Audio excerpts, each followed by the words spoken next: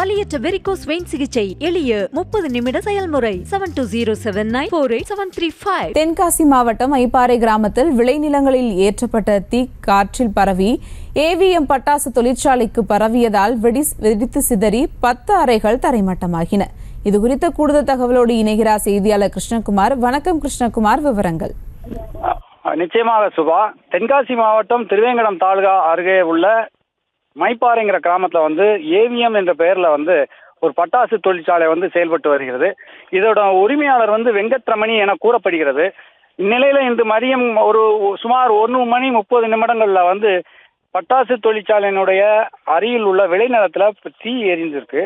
அந்த தீயினுடைய காற்றின் வேகத்துல தீ பட்டாசு தொழிற்சாலைக்குள்ள போனதாகவும் அப்போது பட்டாசு தொழிற்சாலையில உள்ள பட்டாசுகள் வெடித்து சிதறியதாகவும் தகவல் சொல்லப்படுகிறது. தொடர்ந்து அந்த வெடி விபத்து ஏற்பட்டதும் பட்டாசு தொழிற்சாலைக்குள்ள பணியாற்றி இருந்த பணியாளர்கள் நாலா பக்கம் சிதறி ஓடியதாகவும் கூறப்படுகிறது.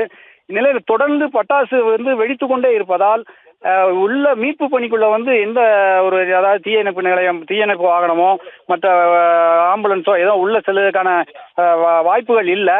சம்பவ இடத்துல சங்கரன்கோவில் கோட்டாட்சியர் கவிதா, டிஎஸ்பி சுதீர், அப்புறம் திருவேங்கடம் தாசில்தார் திருநாவுக்கரசு ஆகியோர் சம்பவ இடத்துல ஆய்வு பண்ணிட்டு இருக்கிறாங்க.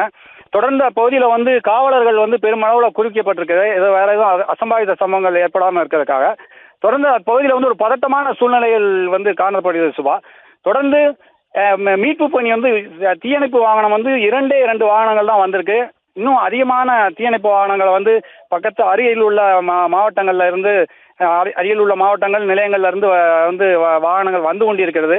தொடர்ந்து அங்க உள்ளே சென்றால்தான் உயிர் சேதம் ஏதும் ஏற்பட்டுள்ளதா என்பது குறித்து தெரியும். பத்திரிகையாளருக்கு தற்போது உள்ளே செல்ல அனுமதி அளிக்கப்படவில்லை சுபா. விவரங்களுக்கு நன்றி கிருஷ்ணகுமார். வலியற்ற வெரிகோஸ் வெயின் சிகிச்சை எளிய 30 நிமிட செயல்முறை 7207948735. செய்திகளை உடனுக்குடனும் துல்லியமாகவும் தெரிந்து கொள்ள சப்ஸ்கிரைப் பண்ணுங்க.